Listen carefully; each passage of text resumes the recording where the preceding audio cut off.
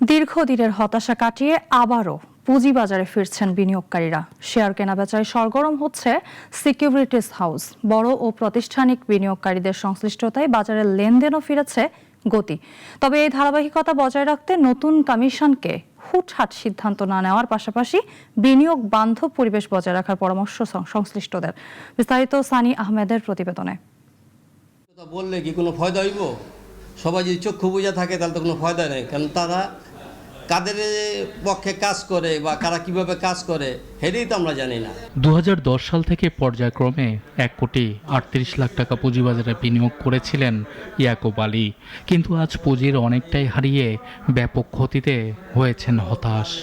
এই পর্যন্ত আমার 37-38 লক্ষ টাকা লস। নতুন চেয়ারম্যানের কাছে আমাদের প্রত্যাশা যে উনি কি আমাদের জন্য ভালো কিছু করলে আমাদের এই টাকাগুলো কি রিটার্ন পাবো। নানা বাধা পেরিয়ে নতুন কমিশনের অধীনে পুঁজিবাজারের বর্তমান অবস্থা ভালোর দিকে। প্রাতিষ্ঠানিক ও বড় বিনিয়োগকারীরা বাজারমুখী হওয়ায় দৈনিক লেনদেনও হচ্ছে সন্তোষজনক, কিন্তু নতুন কমিশনের কাছে হুটহাট সিদ্ধান্ত না নেয়ার আহ্বান বিনিয়োগকারীদের। উনি খুব অভিজ্ঞতা সম্পন্ন লোক। আমরা চাই উনি আমাদের মার্কেটটা অনেক ভালো করেন। হুটহাট করে কোনো সিদ্ধান্ত না নেন এবং ভালো বিনিয়োগকারীরা যারা আছি তারা ভালোভাবে বিনিয়োগ করে ভালো প্রফিট করতে পারি। বাজারের আলামত যথেষ্ট ভালো। পুরনো বিনিয়োগকারী থেকে শুরু করে যারা একসময় নিঃস্ব হয়েছেন তারাও হাউসে ভিড় করছেন ক্ষতির টাকা পুষিয়ে নেয়ার জন্য। বর্তমান মার্কেট থেকে কিছু করা সম্ভব বলছেন সিকিউরিটিজ হাউসের এই কর্মকর্তা। বাজার তো আলামত যা দেখছি যথেষ্ট ভালো। নতুন বিনিয়োগকারী আসছে, পুরনো নিঃস্ব বিনিয়োগকারী যারা ছিলেন তারাও অ্যাক্টিভ হচ্ছেন, ট্রেডিং ভলিউমও বাড়তেছে। এখন সবই তো পজিটিভ। আশা করি মার্কেট ভালো দিয়ে যাবে। শুধু কঠোর আইন প্রয়োগ করে বিনিয়োগকারীদের দমিয়ে রাখলে মার্কেট কখনো এগোবে না।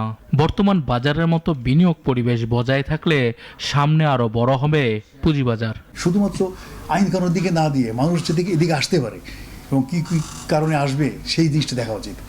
শুধু কঠোর আইন প্রয়োগ করলে হবে না, মানুষজনকে আসতে হবে। মানুষ যাতে বিনিয়োগকারী উৎসাহিত থাকে, বিনিয়োগ যাতে নষ্ট না হয়, আতঙ্কিত না হয়, এইসব দিকে আমাদের অবশ্যই কাজ করা উচিত। এদিকে বুধবার দিনভর সূচকের ওঠানামার মধ্য দিয়ে লেনদেন শেষ হয়েছে হালকা কারেকশনে। দৈনিক লেনদেন ছাড়িয়েছে 1200 কোটি টাকা। তবে বেক্সিমকো ও ইসলামী ব্যাংকের ফ্লোর প্রাইস তুলে দেয়ায় প্রতিদিনই পুঁজি হারাচ্ছেন এসব কোম্পানির বিনিয়োগকারীরা। অন্যদিকে আগামীকালকের ঘোষিত বাজেট হবে পুঁজিবাজার বান্ধব, এমনটাই প্রত্যাশা সংশ্লিষ্টদের। সানি আহমেদ, নাগরিক, ঢাকা।